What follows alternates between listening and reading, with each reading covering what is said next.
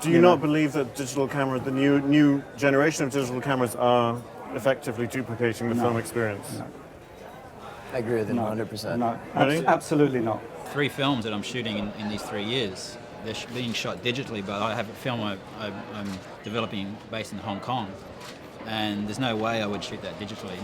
Not with the current crop of of digital cameras and what the resulting emotion that those cameras give. It's just not in the same league. I've shot 2 films in digital, and one was a comedy that Jake Kasdan directed. Did multiple takes, and it was really important for him to have the ability to just do a lot of improv and keep the camera running. But the majority of the filmmakers I work with, even now with the advancements in the technology and the advancements in digital, they'll go for film 100% of the time. Do you think audiences notice the difference between film and digital? Depends what your audience is. Joe Public, I'm not sure. But yes, your discerning filmgoer, I think so. Would spot it, yeah.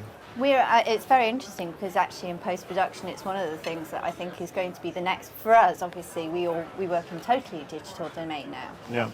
But for us I think it will be the one thing that is going to be worked on a lot now is going to be to try and replicate the film look with digital stock in the grading area. So there's already a program or an attachment to the baseline, I believe, that can introduce grain. There are which is 2 lines. There is the line which is above and below the line, and we are talking about cost. But shooting on digital versus film, it's cheaper. But compare one to the other. But in the whole budget of the movie, it's not as much. Then, regarding that, perhaps 200,000 feet. Negative processing, telecine, perhaps 50,000 euros. Is that reason enough to decrease the quality for that? And now there is a fashion to produce, to shoot on digital in almost an automatic way. And most of the producers don't even think about film. I think there was more concern about films that were shot digitally and distributed digitally 3, 4, 5 years ago.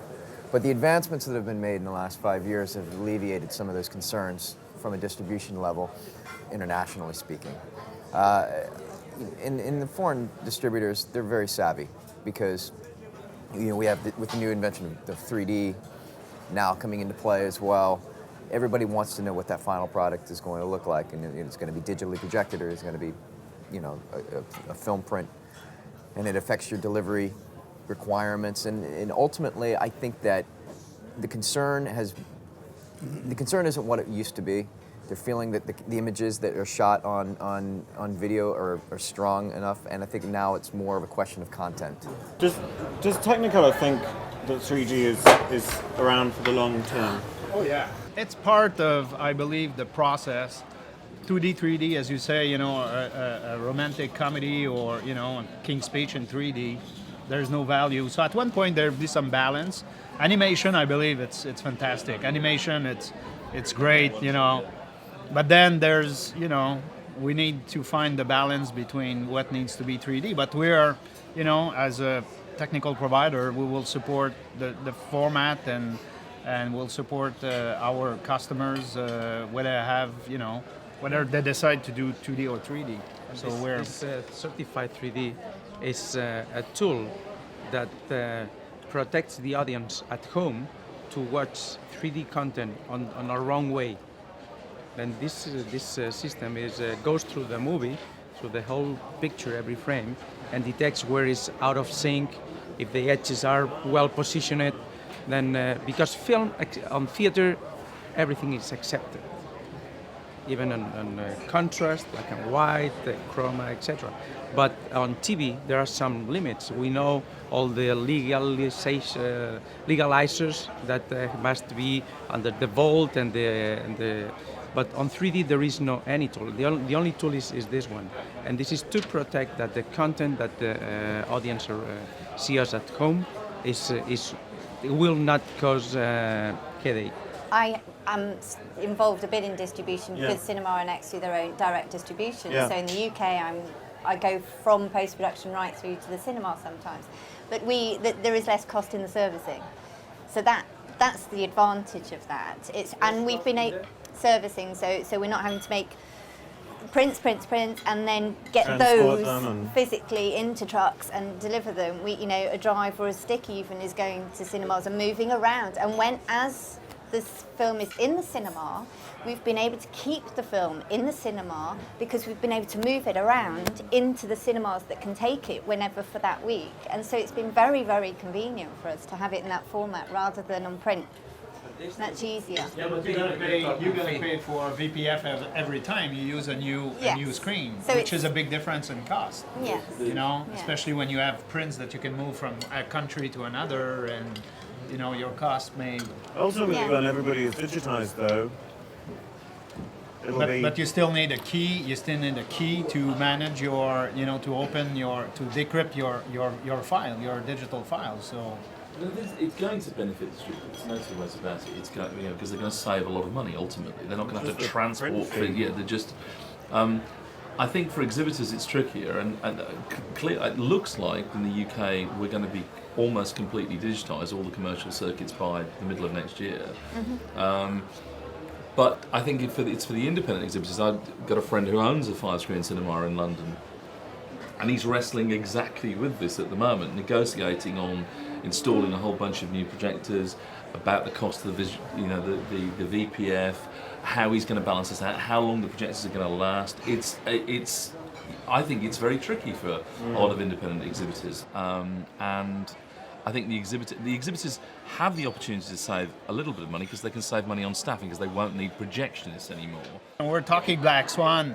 Black Swan was done, of course, all in New York. So all the post-production was done in New York. Matty Libetic was in LA, where he was in New Mexico shooting Cowboy and Alien, and he was in our facility in LA doing the color correction in real time. The colorist was in New York. And instead of moving from New Mexico to New York and coming back Sunday night totally exhausted, he was having a 2-day session in LA. We did the same thing between London and New York, London and LA. So it accelerate the process. It's accelerate the process. It makes much more creativity. If you don't have to go to LA to approve 5 reels, guess what? In post-production, you're doing this across the board from the cutting room. We're having remote editors, visual effects, very, very common now. They just get streamed in. Composers, remote composers, they just send their stuff down the line, right the way through to grading, and it's.